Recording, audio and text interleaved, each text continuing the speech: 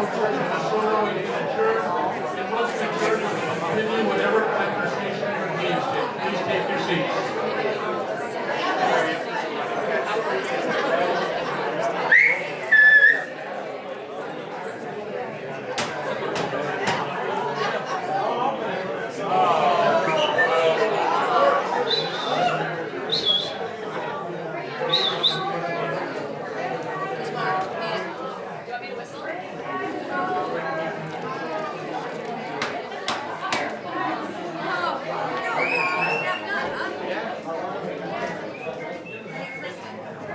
The next item on the agenda is the election of a chair.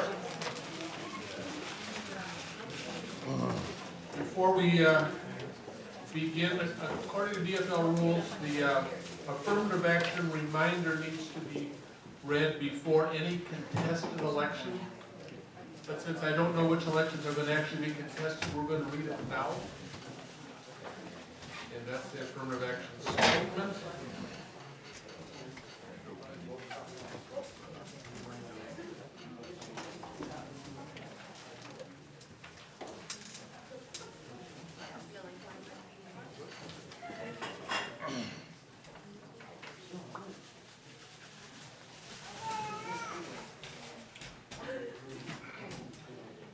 As you vote today, remember that the DFL is committed to electing members of underrepresented communities to positions both within the DFL party and in public office. Next up is election of a chair.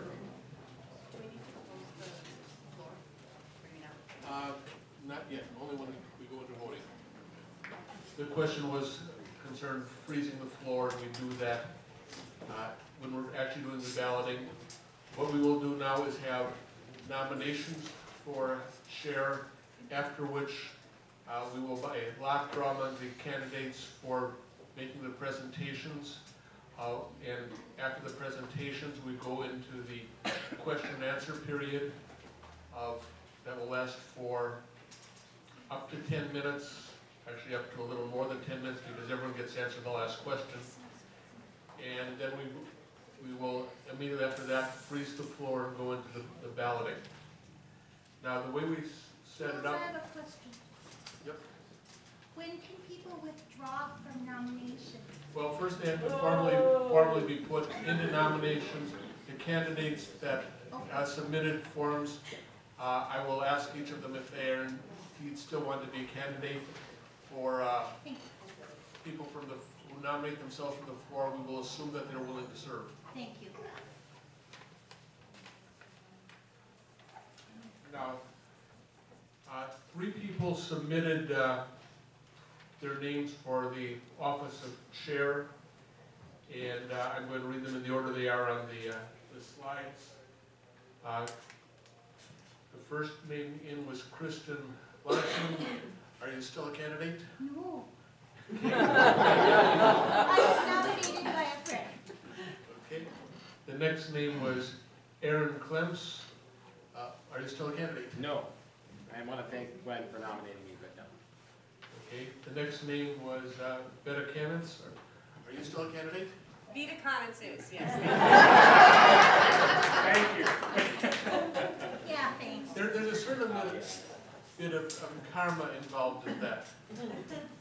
My last name is Goldstein. That's a name that can be pronounced either Goldstein or Goldstein, depending on whether you prefer the German pronunciation or the American pronunciation, but they're both used. When I was in elementary school, whenever we had a substitute teacher, whatever the teacher pronounced it, I would correct them. Even if I correct them the other way on the previous day.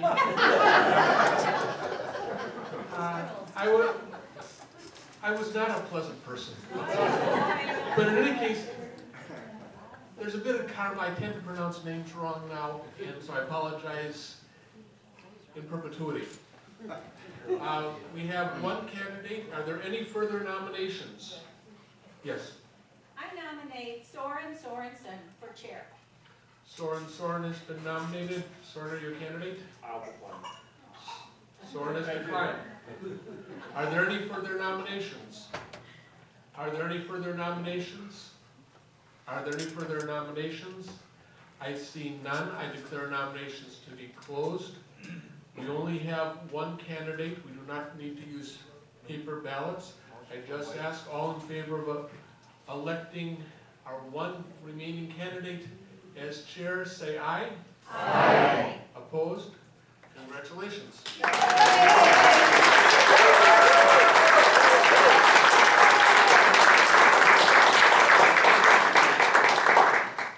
Now, I'm going to speculate based upon that result that you are no longer a candidate for vice chair. Correct. However, sorry, behind the job. Okay, so we have Andy Hillebrecht, his name has been placed in nomination for vice chair. Are you a candidate? Yes. Okay, are there any further nominations? I have one. Okay, I nominate Aaron Clem to be vice chair. okay. Aaron has been placed in nomination. Are you a candidate? I am. Okay, we have two candidates. Are there any further nominations? Are there any further nominations? Are there any further nominations? Seeing none, I declare nominations to be closed. Under our rules, our candidates for vice chair get to give their presentations, which may or may not include tap dancing. But there is no, our rules do not provide for a question and answer period. So can the two of you come up here and we are going to flip a coin.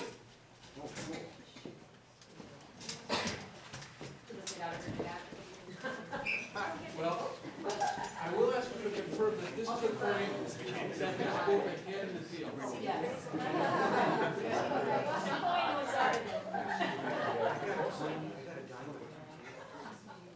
No, I'm at 5, actually. Spinning out. We're going to flip the coin and Andy, you'll call, and the winner of the call gets to say whether they go first or second. Okay. It's heads. Are you going to go first or second? I'll go second. Okay.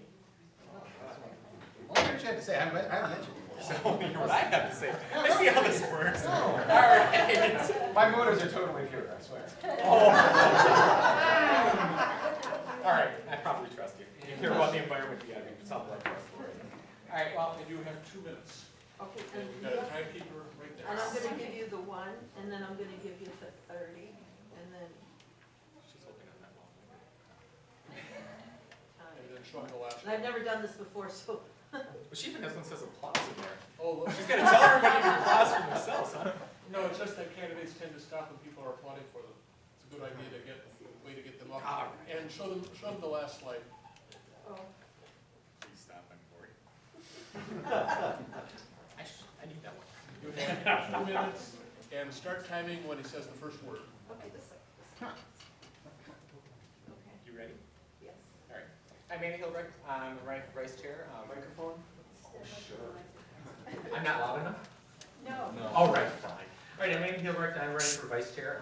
My reasons are is that I think the environment's very important in this state and in this country, and I think we need to be working on, as a caucus and as a state, working towards looking at things that are most important about our environment.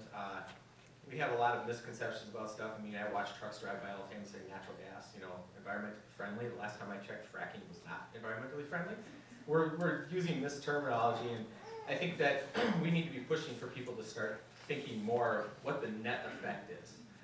What your other side factors are. Yeah, natural gas, if it's coming out of a dump where stuff is decomposing, great. That's not really hurting our environment. We're reducing pollution. But when we're fracking, we're increasing pollution. So we have to look at those things. Just like I was reading, I can't remember what report, about people love the Prius because it's an environmentally friendly car.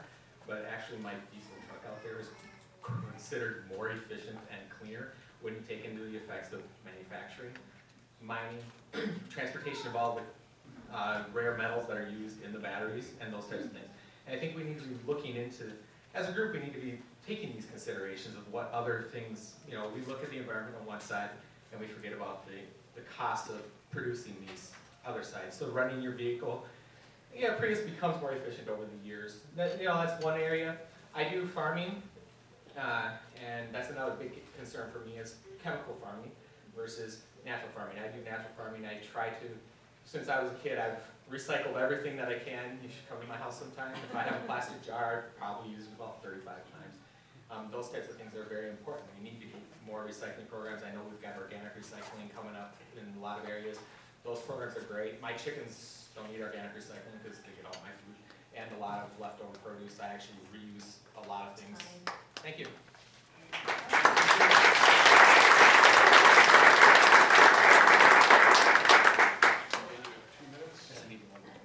Hi, I'm Aaron Clems, and I live in Columbia Heights. And I've been working really hard on issues related to non-ferrous mining in Minnesota now for the last 2 years in my nonprofit gig that I work on during the day.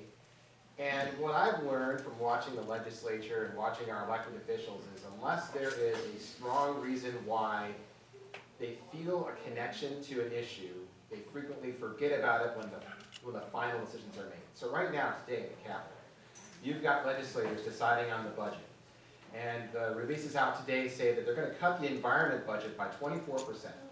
In a time when we've got a $2 billion surplus, and we're cutting enforcement and environmental laws, we decided to remove the requirement that if you're selling something that's labeled pollinator friendly, that it can't contain things that kill bees.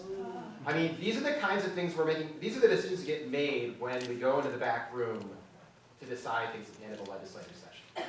And the thing that will stop that is if there are people out working for candidates on the environmental issues that they care about, and people know when that time comes to make those final decisions, that they would be disappointing people that have worked hard for them. That's what I think this caucus can do, is get out there on the streets, help raise money. Raising money is not the most important thing. It's about getting people out there and being visible and showing that the DFL party has a strong constituency of people that care about environmental issues.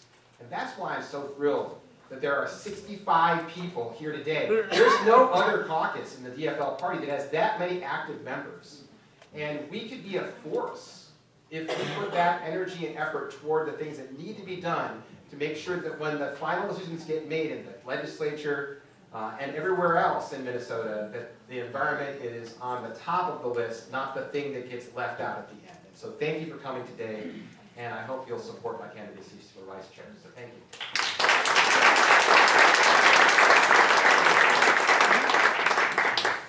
Thank you both. They're now going to, as it meant, we'll freeze the floor. So the last person is in the room, I will freeze the floor.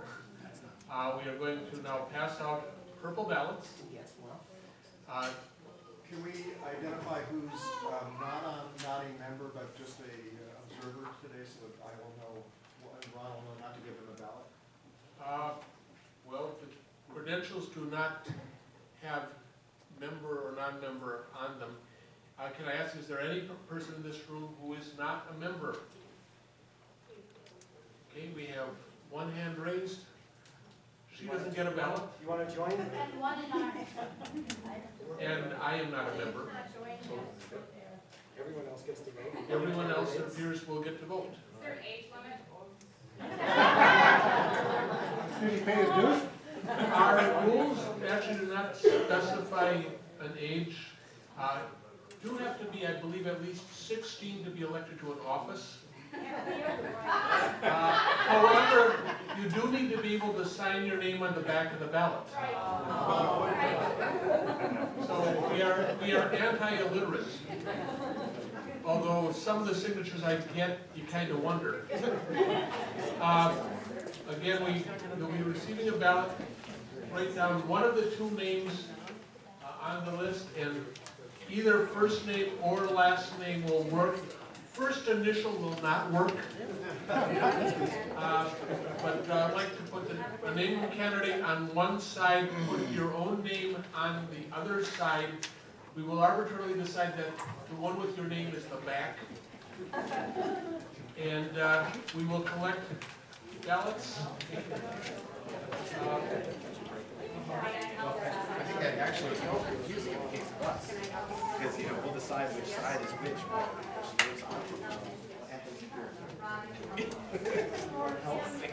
I guess it flips over.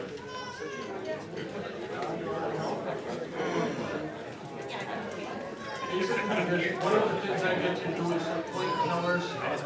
I'm going to appoint as tellers each of our officers as we elect them. So right now, we're up to 2 tellers. So I'm not a teller yet. Can I collect? We'll watch. Laura, you can roll.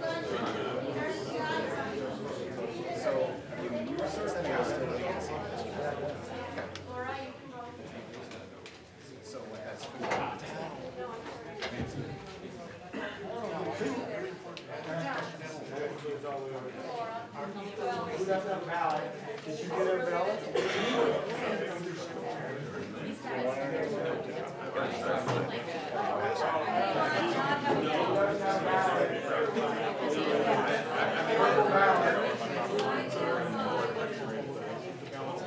Okay, exactly, yeah. I'm not going to ask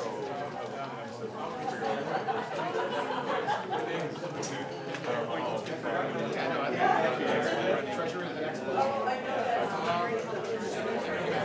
Yeah, no, I don't.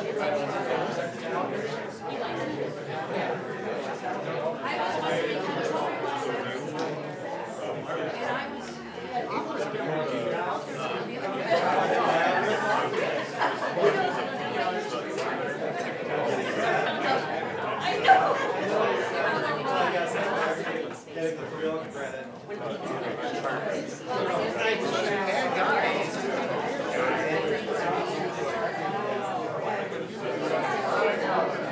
Okay, is there anyone who has not yet received the ballot?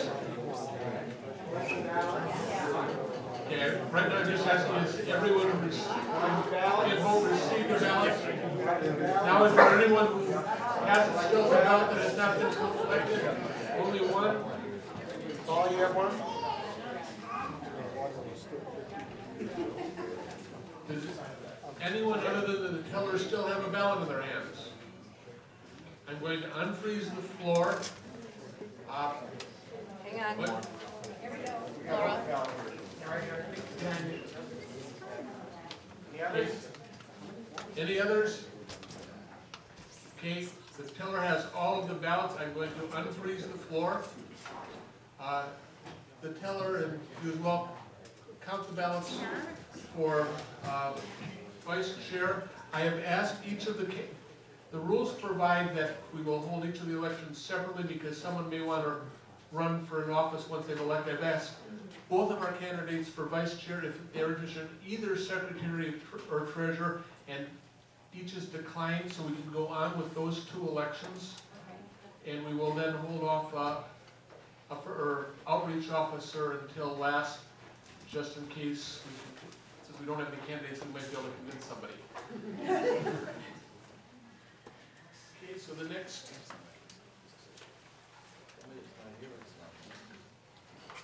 Race is for secretary. The only person to screen for the office of secretary is Kristen Larson. Are you still interested? Yeah. She's still interested? Are there any further nominations? Are there any further nominations? Are there any further nominations? Seeing none, I declare nominations to be closed. You notice I'm going very slowly to give the teller some time to count. There being only one candidate, we do not need to do a written ballot. All in favor of electing Kristen as secretary, say aye. Aye. Opposed? There are none. Congratulations.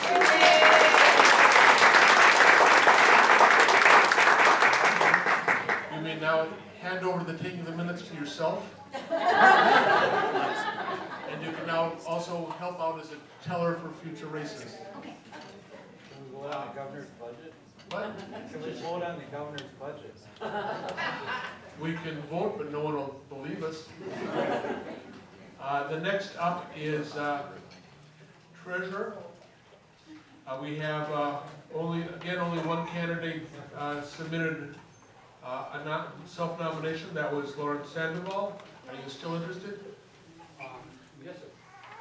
Okay, are there any further nominations? Are there any further nominations? Are there any further nominations? I see none, although admittedly my eyes are not as good as they used to be. I declare nominations to be closed. Lawrence is the only candidate. All in favor of electing Lawrence, say aye. Aye. Opposed, same sign. Lawrence, you're elected. Now, I would suggest that as treasurer, and while waiting in the ballots to be counted for chair, now would be a good time to pass the bucket and maybe collect some money. So, one of the things that we do as a caucus is, in addition to your usual dues, we also have to use contributions to the caucus. So, start with Roxanne.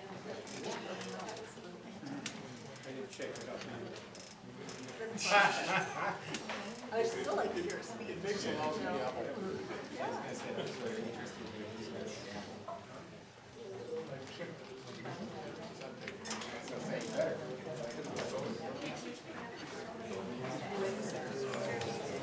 Just watching.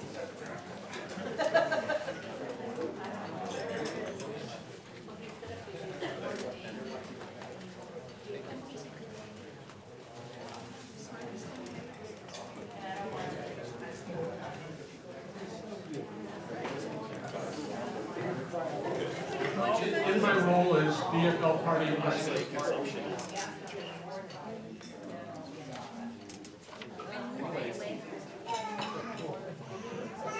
I have been handed the results of the vote for vice chair. And congratulations, Aaron.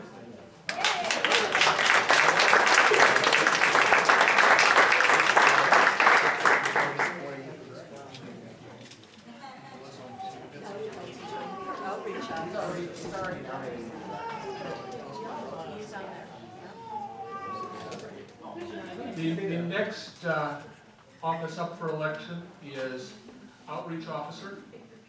Oh, did I miss one? Well, we did have anyone on the report, because no one did, but we're going to consider outreach officer, and we have any nominations? Yes. I nominate Deb Mathewitz, who is back there. Deb, are you willing to serve?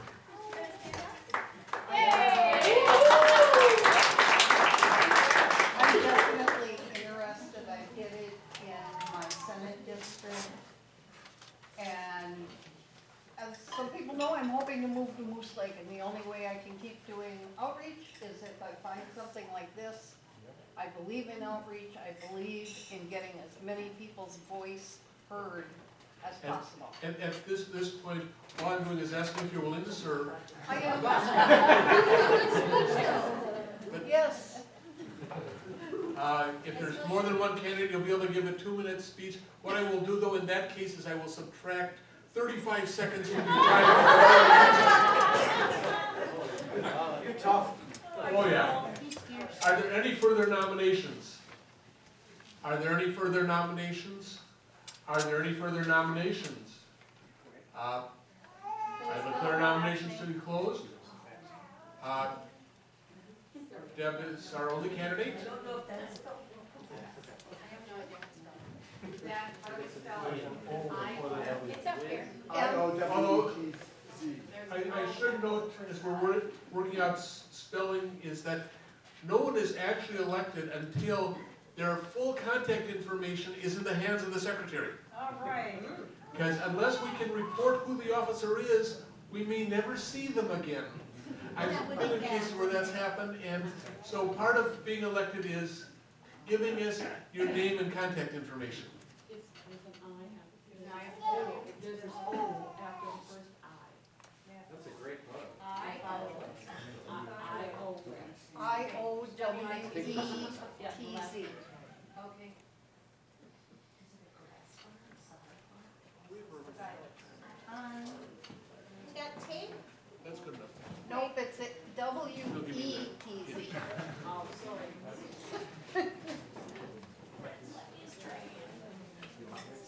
It's a good Deutschland. Probably.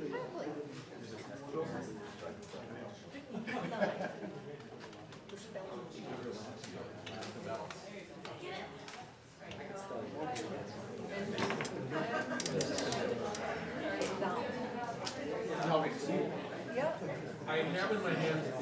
ballots from the vote for chair. I'm now sealing them with this highly technical device known as painter's tape. I will hand them to our chair under DFL rules. DFL rules default to the Robert's Rules of Order, which says that they should be kept until the as long as there is a possibility of a challenge. Under DFL rules, that is 10 days. So keep them for 10 days, and if nothing happens, recycle them. Will do. Okay, we have one candidate for outreach, and what is your current congressional district? CD2. CD2. All in favor, say aye. Aye. Opposed? Congratulations.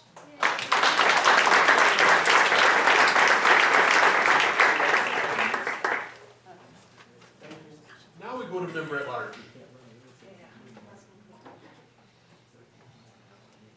Once we find the clicker.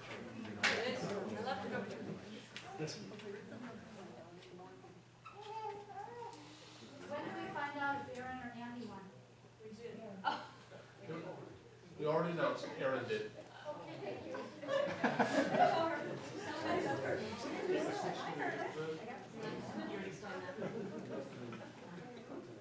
Okay, these are the candidates that we have received nominations for, as reported by the nominations committee.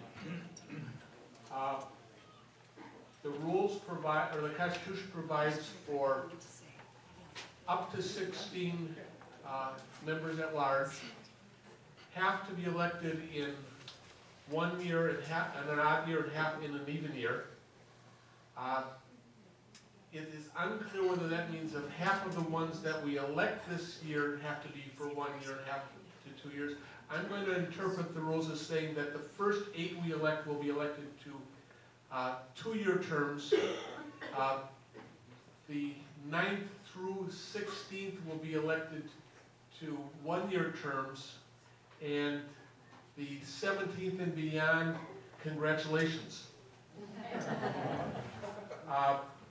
And that will be adjusted for gender balance, so it will be the top 4 males and the top 4 females of each. Now, as it stands right now, we have 8 candidates who have been nominated, and I don't know if all of them are here, but I'm going to ask if you're here and no longer want to be a candidate, speak now or forever hold your peace. Presuming that you all still want to be candidates, I will now open up the floor to further nominations, and again, we've got 16 slots, so we can take 8 more without any difficulty. Kelly. Hi, I'm Grace Kelly, I go by Kelly. CD4 is environmentally conscious, we could use a few people, and I'm from CD4, I've been very active in the environment, and I appreciate it if you do that, and I'm glad to have the 1-year thing. So if that gets us out of voting, that'd be great.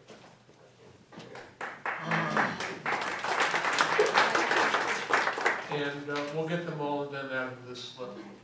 Yes. My name is John Soul, I come from SD 41. I have 2 names to place in nomination. Okay. Deb Douglas, she comes from SD 41 and she's in CD4.